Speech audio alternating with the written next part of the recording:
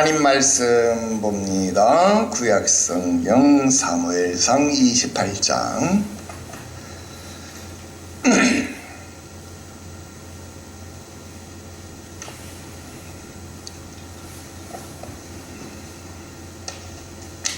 사무엘상 28장 8절 말씀부터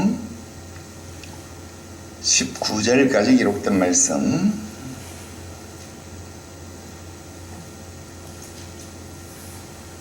우리 함께 한 목소리로 합독합니다. 읽어요. 시작. 사울이 다른 옷을 입어 변장하고 두 사람과 함께 갈새 그들이 밤에 그 여인에게 이르러서는 사울이 이르되 청하노니 나를 위하여 신접한 술법으로 내가 내게 말하는 사람을 불러 올리라 하니 여인이 그에게 이르되 내가 사울이 행한 일 곧 그가 신접한 자와 박수를 이 땅에서 멸절시켰음을 아나니 내가 어찌하여 내 생명의 올무를 놓아 나를 죽게 하려 하느냐 하는지라. 사울이 여호와의 이름으로 그에게 맹세하여 이르되 여호와께서 살아계심을 두고 맹세하노니 내가 이 일로는 벌을 당하지 아니하리라 하니 여인이 이르되 내가 누구를 내게로 불러 올리랴 하니 사울이 이르되 사무엘을 불러 올리라 하는지라. 여인이 사무엘을 보고 큰 소리로 외치며 사울에게 말하여 이르되 당신이 어찌하여 나를 속이셨나이까. 당신이 사울이시니이다. 왕이 그에게 이르되 두려워하지 말라. 내가 무엇을 보았느냐 하니 여인이 사울에게 이르되 내가 영이 땅에서 올라오는 것을 보았나이다 하는지라. 사울이 그에게 이르되 그의 모양이 어떠하냐 하니 이는 그가 이르되 한 노인이 올라오는데 그가 겉옷을 입었나이다 하더라. 사울이 그가 사무엘인 줄 알고 그의 얼굴을 땅에 대고 절하니라. 사무엘이 사울에게 이르되 내가 어찌하여 나를 불러 올려서 나를 성가시게 하느냐 하니 사울이 대답하되 나는 심히 다급하나이다. 블레셋 사람들은 나를 향하여 군대를 일으켰고 하나님은 나를 떠나서 다시는 선지자로도 꿈으로도 내게 대답하지 아니하시기로 내가 행할 일을 알아보려고 당신을 불러 올렸나이다 하니라. 사무엘이 이르되 여호와께서 너를 떠나 내 대적이 되셨거늘 내가 어찌하여 내게 묻느냐. 여호와께서 나를 통하여 말씀하신 대로 내게 행하사 나라를 내 손에서 떼어 내 이웃 다윗에게 주셨느니라. 내가 여호와의 목소리를 순종하지 아니하고 그의 진노를 아말렉에게 쏟지 아니하였으므로 여호와께서 오늘 이 일을 내게 행하셨고 너와 함께 블레셋 사람들의 손에 넘기시리니 내일 너와 내 아들들이 나와 함께 있으리라. 여호와께서 또 이스라엘 군대를 블레셋 사람들의 손에 넘기시리라 하는지라. 아멘. 할렐루야. 오늘 계속해서 사무엘상 강의 58번째 시간이 되겠습니다. 오늘 말씀의 제목은 누구에게 물을 것인가 라는 제목의 말씀을 드립니다. 지난 시간에 우리는 사울이 무너지는 안타까운 모습을 보았습니다. 사울은 왕이었음에도 불구하고 그에게 군사가 있었음에도 불구하고 하나님이 없는 애처로운 인생의 모습, 하나님을 잃어버린 아무것도 아닌 너무나도 나약한 인간의 모습을 보여주었습니다. 하나님께서 외면하시고 침묵하시며 뒤돌아서시면 바로 그 순간 우리 인생은 마치 부모를 잃은 고아와 같은 신세로 버림이 되어버린다 라는 것입니다. 우리는 그 순간 정말로 경험할 수 없었던 가장 큰 두려움을 느끼게 된다 하는 것입니다. 가장 큰 외로움도 경험하게 된다 하는 것입니다. 여러분, 사울이라고 하는 이름의 뜻, 그 이름의 뜻이 무엇입니까? 요청된 자, 요구된 자, 구걸하는 자라는 이름의 뜻을 가지고 있습니다. 아마도 사울의 부모가 사울을 낳기 위해서 한나처럼 하나님 앞에 기도하였을 겁니다. 하나님, 나에게 아이를 주십시오. 하나님, 나에게 자식을 주십시오. 그렇게 요구해서 하나님 앞에 기도해서 하나님 앞에 구하여서 얻은 자식이었기에 아마 그 아이의 이름을 사울이다, 그렇게 지었을 것으로 보입니다. 그런데 묘하게도 그런 사울이 이스라엘의 왕이 되었습니다. 그런데 그 왕이 되어진 과정도 보니까 이스라엘 백성들이 하나님 앞에 구했습니다. 우리에게 왕을 주십시오. 우리에게도 우리를 대신해서 전쟁에 나가서 싸우고 우리를 다스리고 우리를 통치할 수 있는 우리의 왕을 세워 주십시오. 하나님 앞에 구하고 간구해서 그들에게 주어진 자가, 그들에게 세워진 임금, 왕이 누구였느냐? 바로 사울이었다라는 것입니다. 그래서 사울은 태어날 때도 하나님 앞에 요구하고 간구하고 하나님 앞에 구해서 태어났고, 그가 왕이 될 때에도 하나님 앞에 구하였고 기도해서 요청해서 그렇게 왕으로 세워졌다라는 것입니다. 그러니까 어쩌면 그의 인생은 하나님 앞에 구하는 인생, 하나님 앞에 간구하는 인생, 하나님 앞에 묻는 인생인지도 모르겠습니다. 그런데 사울의 문제점은 묻지 않는 것이 아니라, 질문하지 않는 것이 아니라, 기도하지 않는 것이 아니라 잘못된 곳에 묻는 것, 잘못된 곳에 가서 구하는 것이 바로 그의 인생에 있어서 문제였다라는 것입니다. 여러분, 잘못된 곳에 가서 구하면 하나님은 어떻게 하는 거예요? 침묵할 수밖에 없잖아요. 성경은 우리에게 무엇이라고 말합니까? 너희가 얻지 못하는 이유는 무엇 때문이다? 구하지 않기 때문이다. 그러니까 잘못된 곳에, 엉뚱한 곳에 가서 구했으니까 하나님은 당연히 어떻게 하는 거예요? 침묵하실 수밖에 없다라는 겁니다. 지난 시간에 우리는 하나님의 침묵을 보았습니다. 하나님의 침묵을 경험하게 되니까, 하나님이 침묵하심을 보니까 여러분, 사울이 무엇을 했습니까? 하나님이 침묵하시면 내가 엉뚱한 곳에 구했구나. 아니, 하나님이 구하여도 얻지 못하면 너희가 정욕으로 쓰려고 잘못 구함이구나. 내가 기도를 똑바로 해야 되겠구나. 똑바로 구한 것이 아니라 하나님 앞에 구해서 안 되니까 누구 앞에 가서 구합니까? 엉뚱한 데 가서, 잘못된 데 가서, 여기서 안 되면 저기서 안 되면 또 다른 곳에 그렇게 가서 구하더라 하는 겁니다. 바로 그것이 오늘 문제의 발단, 바로 이 엔돌의 사건, 엔돌 여인의 사건이 되어진다 하는 것입니다. 그래서 오늘은 바로 이 엔돌의 신접한 여인의 사건을 중점적으로 살펴보려고 합니다. 오늘 세 가지 말씀 여러분들에게 드리려고 합니다. 첫 번째로, 이 신접한 여인, 이 무당 여인이 사무엘을 불러올린 이 사건을 우리가 어떻게 해석할 것이냐.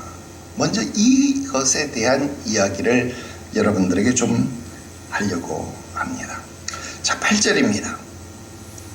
자, 사울이 신접한 여인에게로 내려가서 내가 너에게 말하는 자를 불러올리라.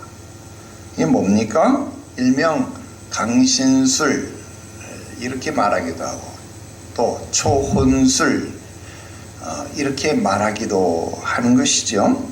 그래서 사울의 강신술 또는 사울의 초혼술이라고 말하기도 하는 그런 장면이 바로 이 8절에 기록되어져 있습니다. 많은 사람들이 이 문제에 대해서 궁금해하고 또 이 문제를 해석하기를 원합니다. 또 이 문제를 잘못 해석해서 혼란을 주는 경우들도 많이 있습니다. 이 문제에서 가장 논란이 되는 부분은 뭐냐? 여기서 죽은 사무엘이 올라온 것, 이것의 실체가 누구냐 하는 겁니다. 이게 진짜 사무엘이냐? 진짜 죽은 사무엘이 이렇게 올라온 것이냐? 아니면 사무엘을 가장한 악한 영, 귀신이냐? 전설의 고향처럼 그런 것이냐? 그 실체가 무엇이냐? 이런 것을 놓고 옛날부터 교구시대 때부터 이것을 가지고 논란을 벌였더라 하는 것입니다. 하지만 여러분, 이것은 어려운 문제가 아닙니다. 우리는 이 문제에 대해서 그동안 배워왔던 원칙적인 입장 그대로를 가지고 이해하면 됩니다. 여러분, 28장 15절 말씀에 보면 분명히 뭐라고 말하고 있어요? 사무엘이 이르되 이렇게 이야기를 합니다. 여러분, 성경의 말씀은요, 반복적으로 지금 이 불러 올린 자를 가리켜서 뭐라고 이야기를 하냐면 사무엘이다 이렇게 이야기를 해요. 사무엘이다. 그래서 전통적으로 많은 개혁주의 신학자들, 대표적으로 보면 어거스틴이나 존 칼빈이나 여러분 이런 사람들은요, 이것을 사무엘이다 이렇게 말합니다. 여러분 잘 들으셔야 합니다. 지금 이 사건은요, 무당이, 그러니까 이 박수무당이 사무엘을 불러낸 것이 아니다. 사무엘을 불러낸 것이 아니다. 그럼 뭐냐? 하나님께서 사울에게 주권적 심판을 선언하기 위해서 사무엘을 보내신 것이다. 그렇게 이 사건을 해석하고 이 사건을 바라본다라는 것입니다. 즉, 이 사건은요, 박수무당들이 흔히 펼친다라고 말하는 초혼술, 강신술 이런 것들이 성공한 것이 아니라 이 사건은 하나님의 주권적인 개입 사건이다 이렇게 설명하는 거예요.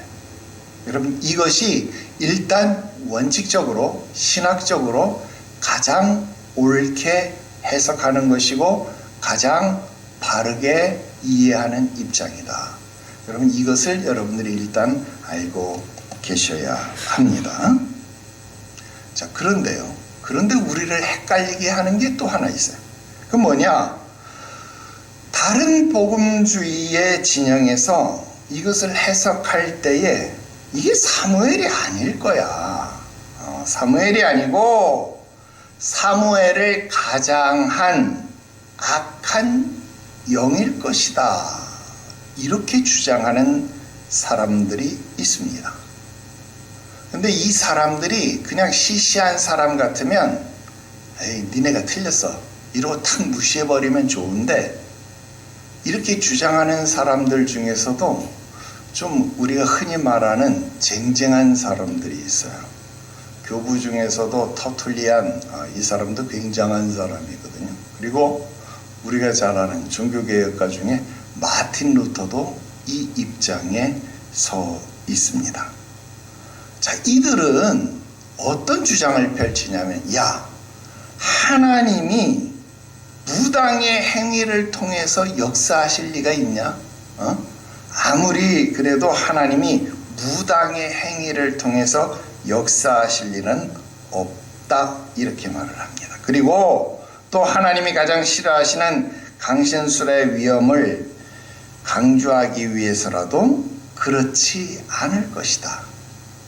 그리고 여기에는 한 가지 근거가 있는데, 그게 뭐냐?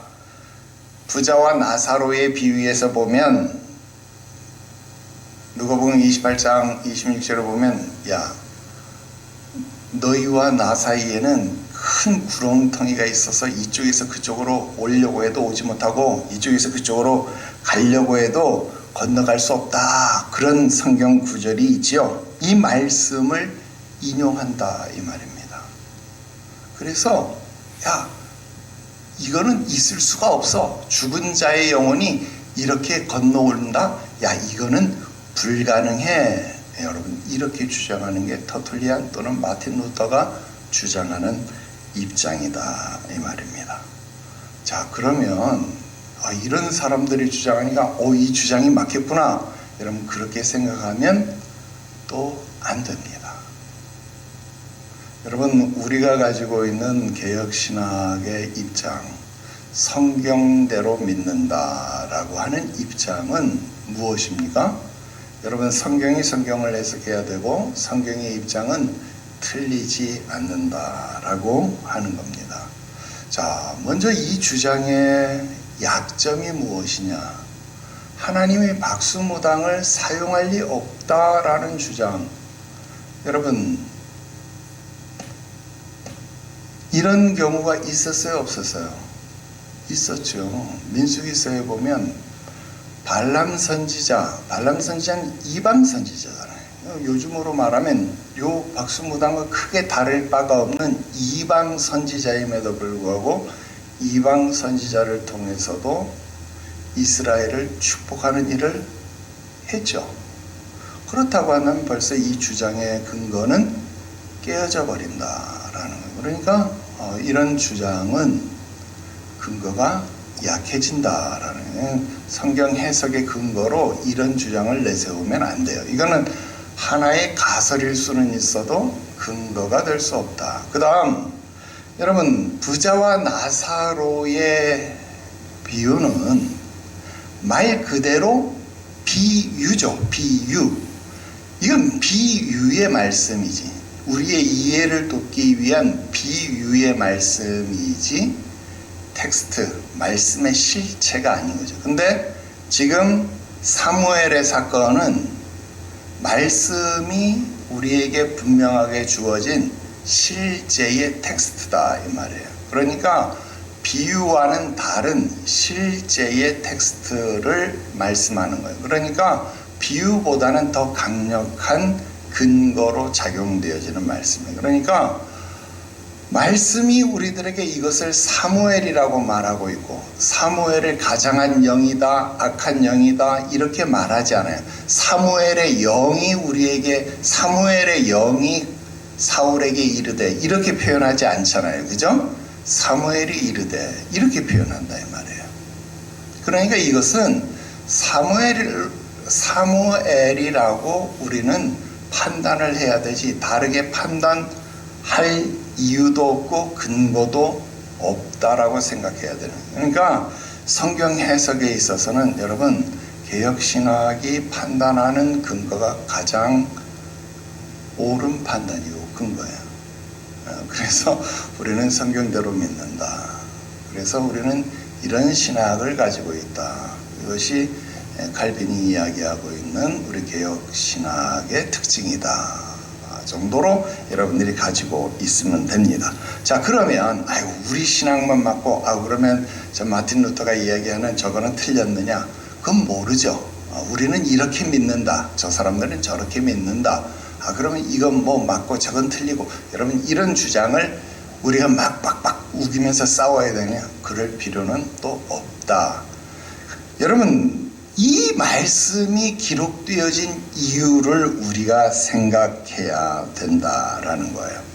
여기서 더 중요한 건 뭐예요? 지금 이 엔돌의 사건의 핵심 메시지는 우리들에게 이런 쓸데없는 신앙 논쟁이나 일으키려고 기록된 것이냐? 아니라는 거예요. 여러분, 그 당시에도 그랬고 지금도 그랬고, 여러분, 이 사무엘상 28장에 기록되어진 이 말씀은 우리에게 이런 싸움이나 하라고 기록된 말씀도 아니고, 여러분들에게 여러분들의 영적 호기심이나 만족시켜 주려고 기록된 말씀도 아니고, 그렇다고 여러분들에게 신비적 체험 또는 전설의 고향 같은 이야기를 들려주려고 기록되어진 말씀도 아니다라는 거예요. 그럼 뭐냐? 여러분, 이 말씀이 우리들에게 기록되어진 이유를 보라 하는 거예요. 이 말씀이 우리들에게 왜 기록되어졌느냐? 여러분, 그 이유를 보면 된다라는 거예요. 그러니까 이런 거에 여러분 관심을 둘 것이 아니라 이 말씀이 기록된 메시지에 집중하면 되는 것이다 라는 거예요. 즉, 이 사건은요, 여러분, 초혼술 또는 강신술의 성공 사례를 우리들에게 보여주려고 한 것이 아니라 사울이라는 인물이 도대체 어디까지 타락할 수 있었느냐, 어디까지 망가질 수 있었는지를 우리들에게 보여주는 장면이면서, 또 하나님이 그에게 심판을 선언하신 사건이다 라고 하는 것을 우리에게 알게 하신 것이다 라는 겁니다. 그래서 여러분, 이 사건은요, 사울이 죽은 사무엘을 만났다, 귀신을 만났다, 여러분 그렇게 말할 사건이 아니라, 여러분, 이 사건이야말로 어떤 사건이다? 사울이라는 사람이 완벽하게 하나님을 잃어버린 증거를 보여주는 사건이다, 그렇게 파악하면 된다라는 것입니다. 자, 그러면 우리가 조금 더 살펴보자면 8절에서 이 불러올리라, 여러분, 이런 말씀에 여러분들이 창념할 것이 아니라 8절에서 우리가 주목해야 될 말씀은 따로 있다라는 거예요. 그럼 어떤 말씀에 주목해야 되느냐? 자, 세 가지 단어에 집중해 보자는. 첫 번째는 변장하고, 거기에 동그라미. 두 번째는 밤에라는 단어의 동그라미. 세 번째는 그 여인, 이 여인은 누구예요? 무당. 그러니까 그 여인, 무당이라는 단어, 여인이라는 단어의 동그라미. 이 세 가지 단어에 동그라미를 쳐야 돼요. 이 세 가지 단어에 주목해야 돼요. 초혼술, 강신술, 그런 단어에 주목해야 될 것이 아니라 정말 우리가 주목해야 될 단어는 이 세 가지 단어에 주목해야 된다. 왜? 첫 번째 볼게요. 자, 변장했다라는 게 무슨 말일까요? 자, 지금 사울이 누구예요? 사울은 이스라엘의 왕이잖아요. 왕인데 왕의 옷을 벗고 민복, 백성의 옷을 입었다. 무슨 말입니까? 옛날부터 왕들이 왕의 옷을 벗고 민복하고 여러분 민심을 살피려고 이렇게 다니죠. 그래서 주막집에 가서 국밥도 먹고 이렇게 하잖아요. 요즘도 무슨 대구 서문시장 가서 국수 먹고 여러분 선거철만 되면 그렇게 하잖아. 그러면 표 받아요? 여러분, 왕이 왕의 옷을 벗고 민복을 했다? 여러분, 이건 그냥 민심 살피는 게 아니고, 그렇게 좋게 해석할 게 아니고 우리는 영적으로 해석을 해봐야 되는 거죠. 여러분, 왕인데 왕의 옷을 벗었다. 여러분, 성경에서 옷은 뭐를 상징하는 거예요? 그 사람의 신분을 상징해요. 제사장은 제사장의 옷을 입는 거잖아요. 그죠? 우리가 구원에 하나님께서 아담에게 어린 양을 잡아서 옷을 입혔잖아요. 옷을 입혔잖아요. 어린 양으로 피 묻은 옷을 입힌 거잖아요. 구원의 증거로, 생명의 증거로 옷을 입힌 거잖아요. 우리는 의의 세마포 옷을 입는 거잖아요. 근데 왕의 옷을 벗는 거예요. 왕권이 붕괴되는 것을 말하는 거예요. 사울의 왕가가 끝났다라는 것을 상징적으로 보여주는 사건이다라는 거예요. 왕이 변장하고, 변장을 하는데 자기는 변장인데 이것은 왕권이 몰락되었다라는 것을 그냥 보여주는 사건이다라는 거예요. 더 이상 왕이 아닙니다. 왕인데 왕의 옷을 안 입은 거예요. 왕인데 왕이 아닌 백성처럼 변장하고 가는 거예요. 성경은 우리들에게 말합니다. 빛의 옷을 입으라고 말합니다. 여러분, 빛의 옷을 입어야 합니다. 세상에 나가서 세상과 똑같이 사는 것이 아니라 빛의 옷을 입어야 됩니다. 그리스도인처럼 살아야 합니다. 세상과 똑같이 구분되지 않는 사람이 아니라 세상과 구별된 자로 살아야 합니다. 세상과 어울리려 하는 것이 아니라 세상과 구별될 용기를 가지고 사시기를 주 예수의 이름으로 축원합니다. 그냥 2대8 하는 것이 구별되는 용기가 아니라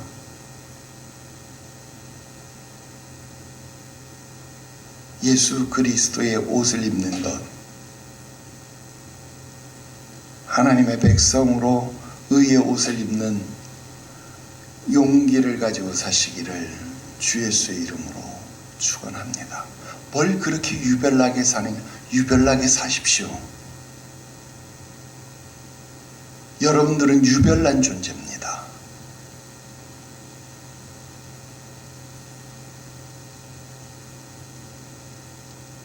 바울아, 너의 많은 학문이 너로 미치게 하였구나.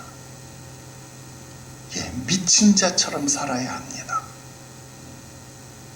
안디옥 교회 성도들은요, 그리스도인이라 칭함을 받았습니다. 이거 칭찬 같죠? 칭찬이 아닙니다. 아이고 저 예수쟁이들, 욕입니다.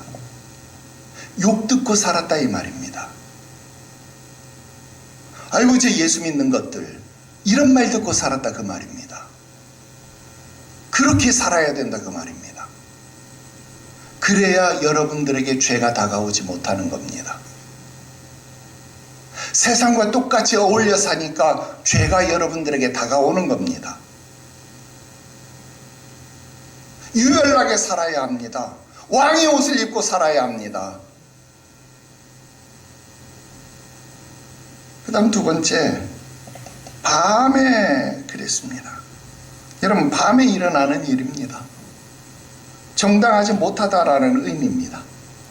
여러분, 이스라엘의 왕은 백성을 인도하고 전쟁을 수행하는 지도자입니다. 그런데 지금 사울은요, 어둠 속에 숨는 왕이 되었다 그 말입니다. 더군다나 지금 이 밤에 일어나는 사건은 어떤 사건입니까? 죽은 선지자를 불러 올리는 일입니다. 죽은 선지자가 등장하는 일입니다. 살아있는 선지자가 아니라 죽은 선지자가 나오고 있다 그 말입니다. 지금 사울의 영적인 고립 상태, 사울이 죽어있는 영적인 상태를 밤이라는 단어로 그렇게 대변해주고 있습니다. 이게 신약성경에 그대로 나오지 않습니까? 너희는 낮에 속하였다, 빛에 속하였다, 그렇게 말하지 않습니까? 밤에 속한 자로 살지 마십시오. 어두움에 속한 자로 살지 말아야 합니다. 너희는 빛의 자녀다, 어두움에 속한 자가 아니라고 성경은 우리들에게 말씀하고 있습니다. 마지막으로 그 여인, 무당이라는 그 여인의 단어입니다. 이스라엘 왕은 하나님께 묻는 자여야 합니다. 그런데 그런 자가 찾아갈 곳이 없습니다. 나중에 다시 설명하겠지만 물어야 할 곳을 알지 못하는 겁니다. 길을 잃었다 그 말입니다.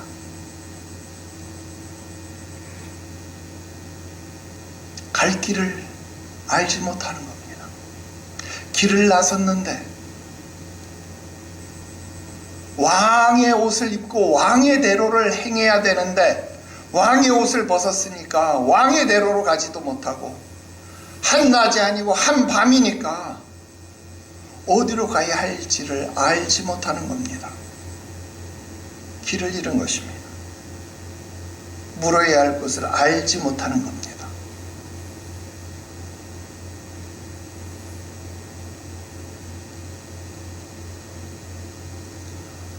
여러분 8절의 말씀은 초혼술, 강신술에 여러분들이 주목하는 것이 아니라 바로 이런 단어에 주목해야 합니다. 사울의 상태에 주목해야 된다는 것 깨닫기를 바랍니다. 자, 이제 두 번째 말씀 드립니다. 사람은 반드시 어디엔가는 물으며 산다, 그 말입니다. 11절부터 14절까지 내용입니다. 사울은요, 그 이름처럼 묻는 자였습니다. 또 사울은 왕이었기 때문에 그 직무가요, 하나님 앞에 묻는 자였다라는 겁니다. 그래서 사울은 하나님 앞에 묻는 자여야 합니다. 사울이요, 묻는 것을 멈춘 게 아니었어요. 물었습니다. 그런데 문제는 뭐예요? 대상이 바뀌었다니, 대상이. 잘 보세요. 6절, 우리 지난 시간에도 공부했지만 사울이 여호와께 묻자오되 여호와께서 꿈으로도 우림으로도 선지자로도 그에게 대답하지 아니하시므로. 자, 처음에 사울이 물은 대상이 누구였어요? 여호와였다. 그런데 여호와께서 대답하지 않았다라는 겁니다. 여호와께서 대답하지 않으니까 그 다음 누구에게 가서 물어요? 제사장에게 가서 물었습니다. 그게 우림에게 묻는 겁니다. 자, 그런데 우림으로도 대답하지 않았다. 더 정확하게 말하면 우리 그 지난 시간에 말씀했잖아요. 자기 손으로 누구를 죽였어요? 제사장들을 다 죽여버렸습니다. 높성읍의 사람들을 다 죽여버렸습니다. 그러니까 높성읍에 살고 있던 아비아달이 에봇을 가지고, 에봇에 뭐가 들어있어요? 판결중패 속에 우림과 둠밈이 들어있었는데 그 에봇을 들고 튀어버렸어요. 누구에게로? 다윗에게로. 다윗에게로 도망가 버렸다 이 말입니다.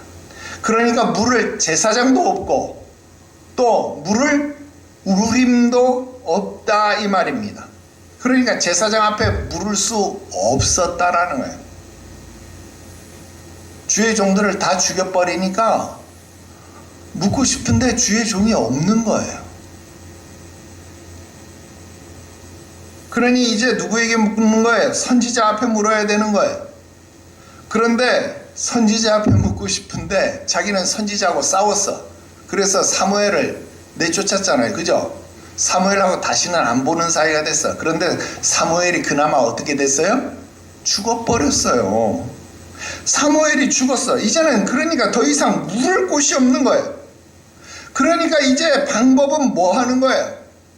사무엘이 죽어버렸으니까 방법은 딱 하나뿐이에요. 가서 다윗하고 싸워가지고 이겨서 다윗에게 있는 그 판결 중패를 찾아서 에봇을 찾아서 다시 우림을 찾아오면 되겠죠. 아비아달을 데려오면 되겠잖아요. 그죠? 자, 그런데 문제는 뭐예요?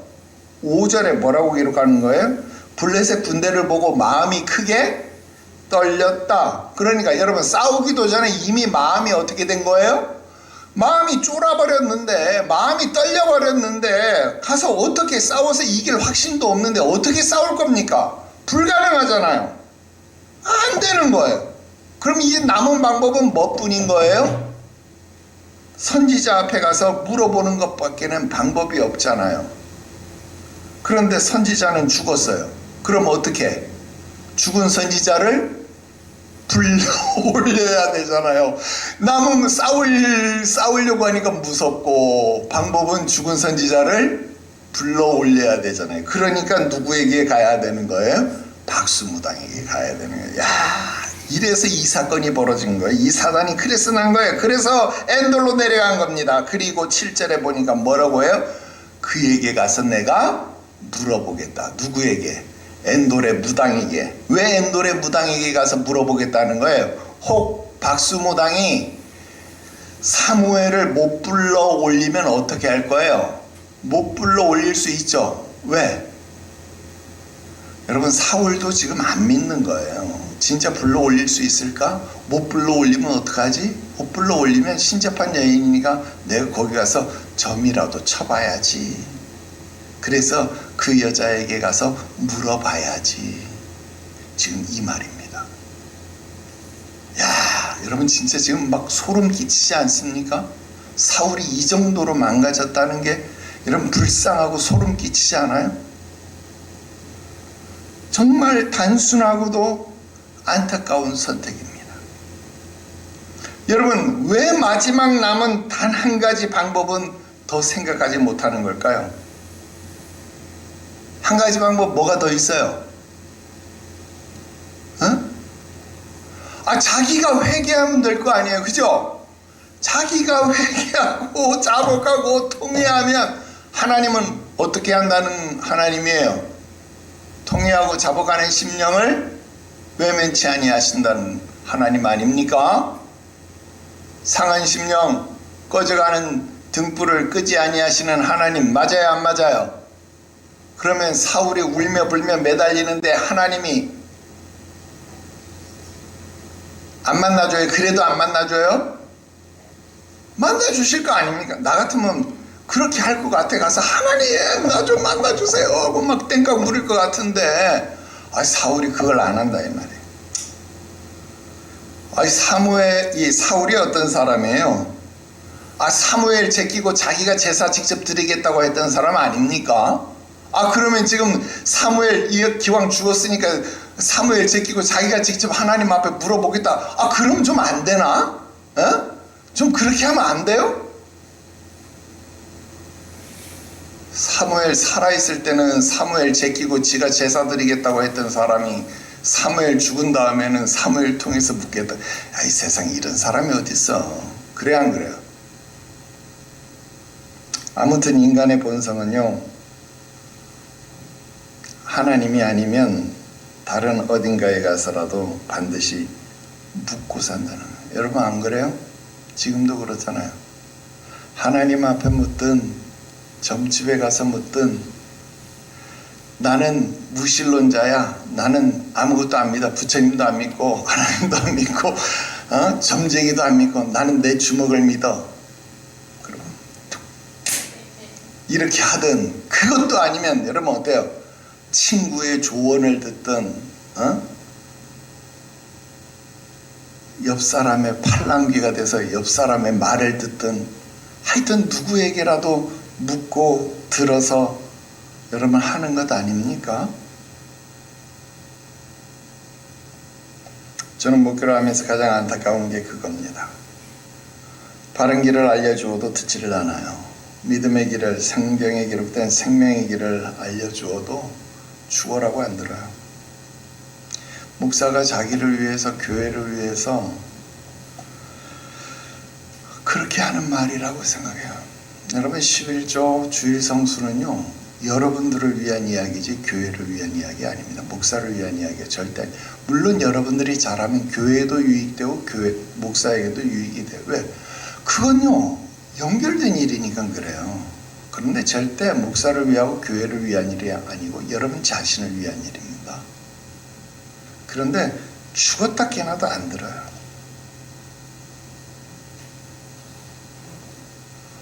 여러분 이거 하나만 여러분들이 기억하십시오. 내 귀에 아직 하나님의 말씀이 들려온다? 그건요 정말로 복받은 겁니다. 내가 설교 시간에 아멘 할 수 있고 은혜 받는다? 여러분 그건요 정말 여러분들이 복을 받은 거예요. 그래서 성경이 귀 있는 자는 성령이 교회들에게 하시는 말씀을 들을지어다. 여러분들이 개개인이 교회잖아요. 교회에게 하시는 말씀을 들을 수 있다. 내가 하나님의 말씀을 들을 수 있다. 이건요 정말 큰 복입니다. 복 중에서도 가장 큰 복이에요. 그런데 복을 못 받은 사람, 심령에 복이 없는 사람은요 이 말이요, 아이고 목사가 제가 또 저런 소리 한다, 이걸 소리로 들어요. 사운드로 들어요. 미능으로 하나님 말씀으로 의미로 받아들이는 것이 아니고 이걸 사운드로 들어요. 아이고 저는 또 소리한다, 개소리한다, 이렇게 들어요. 그러니까 복이 없는 거예요.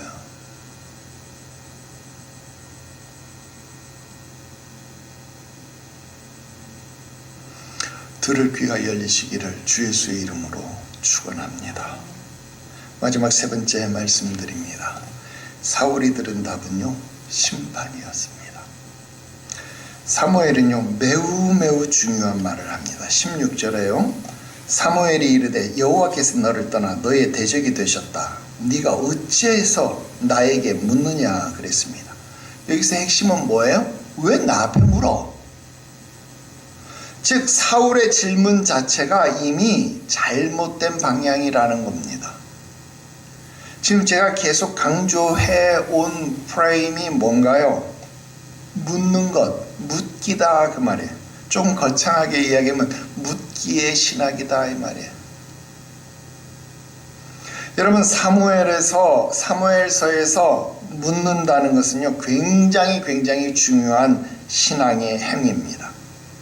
여러분 사무엘서만이 아니라 우리 신앙생활에서도 묻는 것은요 하나님 앞에 묻는 것은요 굉장히 중요한 신앙의 행위예요. 이것을 다른 말로 고급지게 표현하면 기도신학 아닙니까? 여러분 이스라엘의 왕은요 하나님 앞에 묻는 자여야 한다. 다른 말로 바꾸면 기도하는 자여야 한다 그 말입니다. 여러분 오늘 우리의 삶은요 하나님 앞에 기도하는 자여야 된다 그 말입니다. 여러분 왜 다윗이 하나님 마음에 합한 자라고요? 다윗은 하나님 앞에 묻기를 잘하는 자였기 때문에, 즉 하나님 앞에 기도하기를 잘하는 자여서 그렇습니다. 나중에 우리 뒤에 가서 배우지만 30장 8절에 보면 다윗이 여호와께 묻자와 여러분 이런 표현이 등장합니다. 그래서 이런 대비가 만들어지는 겁니다. 사울도 다윗도 둘 다 하나님 앞에 왕이었기 때문에 묻는 자였습니다. 기도하는 자였습니다. 그런데 사울에게는 하나님이 침묵하셨고 다윗에게는 하나님이 응답하셨다라는 겁니다. 하나님이 침묵하시니까 사울은 무당에게로 나아갔고 다윗은 하나님이 응답하시니까 하나님께로 더 가까이 나아갔다라는 겁니다. 하나님이 침묵하심으로 사울은 두려움에 떨게 되었고 다윗은 하나님을 더더욱 신뢰하게 되었다 그 말입니다. 아무튼 묻는 자 사울이 들은 답변이 뭡니까? 위로였어요? 해결책이었어요? 아닙니다. 오히려 자기를 향한 심판의 판결이었습니다. 뭡니까? 내일 너도 네 자식들도 나와 함께 있을 것이다. 무슨 말입니까? 나는 죽은 자인데 너도 네 자식도 나와 함께 있을 것이다. 무슨 말이에요? 죽을 거다 그 말 아닙니까? 사형 선고입니다. 최후 심판입니다. 예수님께서 강도 맞은 강도들에게 뭐라고 말합니까? 우편강도에게 뭐라고 말합니까? 네가 나와 함께 낙원에 있으리라. 예수님은 부활한 자잖아요. 근데 네가 나와 함께 낙원에 있을 것이다. 그 말은 뭐예요? 생명의 선언이잖아요. 부활의 선언이잖아요. 근데 나는 죽은 사무엘이잖아요. 근데 네가 나와 함께 있을 것이다. 뭐예요? 사형 선고잖아요. 하나님이 침묵하셨을 때 그 의미를 알지 못했습니다. 그때 회개해야 했습니다. 여러분 자신에게 전달되는 계시의 통로들이 하나둘 막혀가고 있다면 그것을 간파해야 합니다. 그런데 그것을 깨닫지 못한 거예요. 여러분 사복음서의 원수들이 와서 가라지 씨앗을 뿌리고 하는 거예요. 어떻게 뿌렸다 그랬어요? 가만히 뿌렸어요. 가만히. 여러분 거짓 교사들이 어떻게 들어온다 그랬어요? 가만히 들어온다 그랬어요. 여러분 가만히 들어와서 씨앗을 뿌려놓고 가만히 거짓 교사가 들어와서 우리를 어지럽힙니다. 불평과 원망의 씨앗을 뿌려놓고 말씀을 듣지 못하게 합니다. 계시를 차단하는 거예요.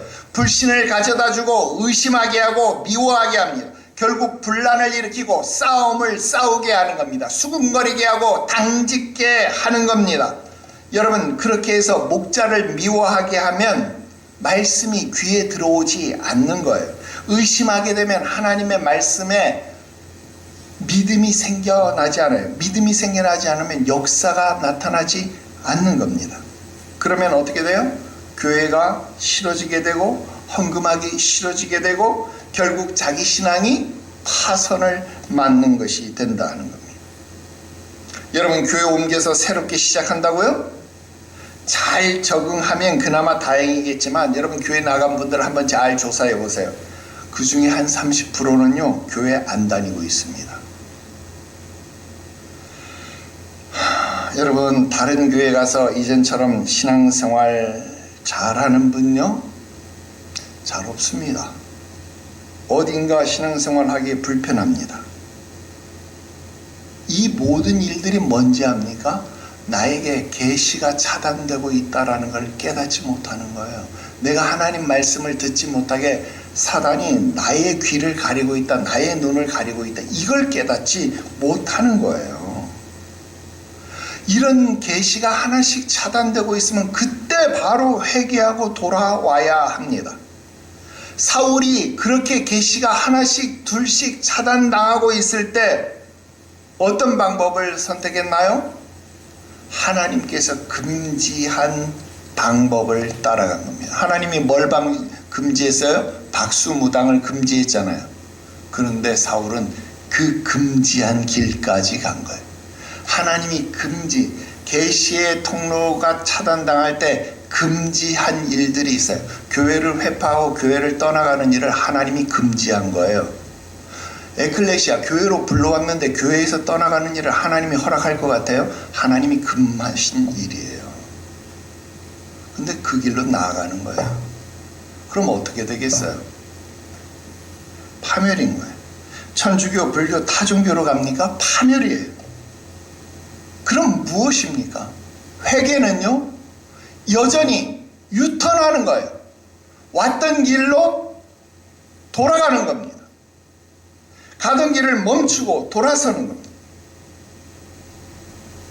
오늘은 여기까지입니다. 다음 시간에 이 사건의 마무리를 보겠습니다. 다음 시간은 정말 굉장히 아주 굉장히 중요합니다. 기도하겠습니다. 거룩하신 하나님 아버지, 계시의 통로가 막혀버린 불쌍하고 애처로운 사울의 모습을 보았습니다. 우리에게 계시의 통로가 막히지 아니하도록, 아니 막혀 있음에도 불구하고 그것을 깨닫지 못하는 어리석음이 없도록 우리를 일깨워 주시옵소서. 주의 말씀을 들을 수 있는 귀가 열려 있게 하시되 날마다 더욱 민감하게 하시옵소서.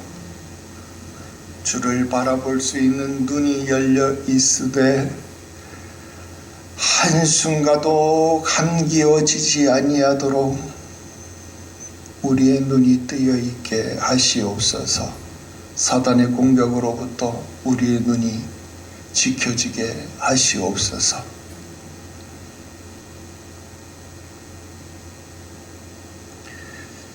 설령 우리의 마음이 공격받았을 때에라도 은혜를 주셔서 돌이킬 수 있게 하여 주시옵시고,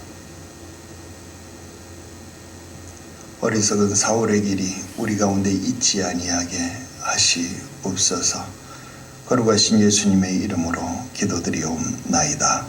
아멘.